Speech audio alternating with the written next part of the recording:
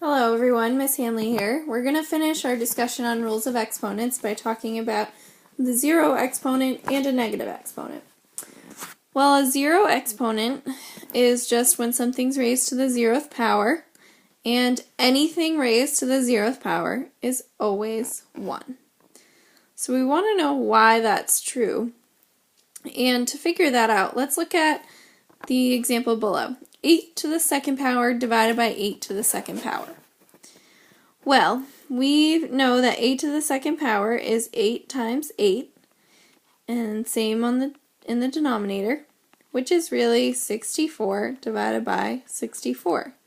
Well, we know 64 divided by 64 is equal to 1. So we can say that this whole expression would be equal to 1. We also know that when you divide powers, you subtract your exponents. So 8 squared divided by 8 squared would be the same as 8 to the 2 minus 2. And that would give us 8 to the 0th power.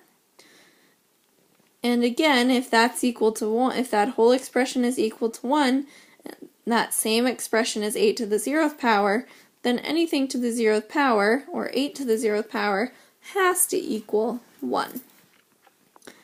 So when we look at the example below, since the entire expression negative 3x plus 7, since that's in parentheses, and it's all raised to the 0th power, no matter what is inside those parentheses, the whole answer just equals 1. So it's actually kind of nice math.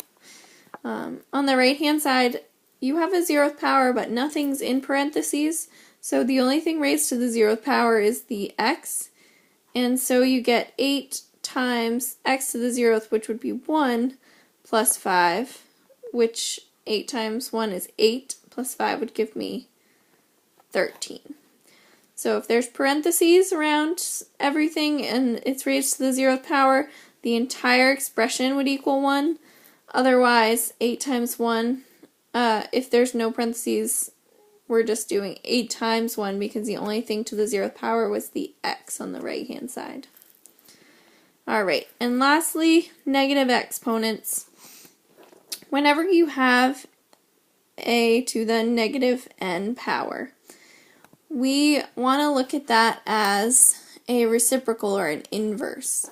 So the reciprocal of any number, or the inverse of any number, let's say 5, is 1/5. Those are inverses of each other, multiplicative inverses.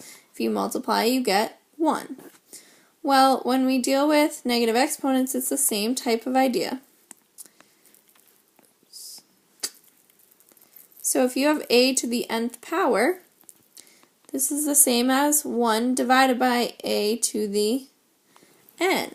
And now that you've taken the reciprocal, that n power becomes positive. So 5 to the negative 6th is the same as 1 divided by 5 to the 6th. If you have a big fraction, so you have a lot of negative exponents within your fraction, 6 to the negative 2, y to the negative 4, z to the 7th, and then x to the negative 2nd, y to the 3rd. Any negative exponents, because you want to use their reciprocal, are essentially going to get shifted below the division line. So we could rewrite this as, well, 6 to the negative 2 is going to go below and become positive. X to the negative 2 comes up and becomes positive. Y to the negative 4th goes to the denominator and becomes positive. Z to the positive 7th will stay because it's positive, and y to the 3rd will stay because it's positive. And then you can simplify further. So we see that we have x squared, z to the 7th, and then in the denominator, 6 squared is 36, and then y to the 4th times y to the 3rd. When we multiply, if you recall, we add, so that would be y to the 7th power. Alright. We can also if we have an entire problem, x squared divided by y to the negative fifth, and we'll put some numbers out there. If this entire thing is raised to the negative third power, let's say, or any negative power, the negative tells us that we want the inverse. This negative out here tells us we want the inverse. Okay?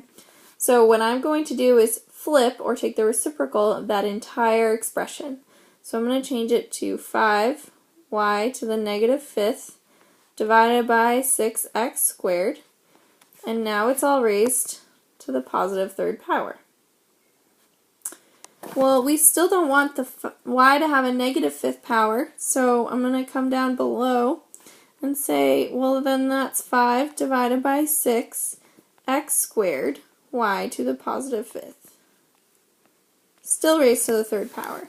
So you've done all those steps and you haven't even distributed, you haven't done your power of a quotient yet. So we're going to take the 3 exponent and we're going to put it with the numerator, so 5 cubed, and everything in the denominator. So 6 cubed, x to the 6th, y to the 15th. Right, so up top we have 5 times 5, which is 25, and 25 times 5 gives me 125. In the denominator we have 6 times 6, which is 36, and then 36 times 6, which is 216, and then we have our x to the 6th, y to the 15th. So that was a complicated negative exponent problem, but whenever you see a negative exponent, just think reciprocal, or you're either shifting your variable above your numerator or below, above your division bar or below your division bar into the numerator or denominator.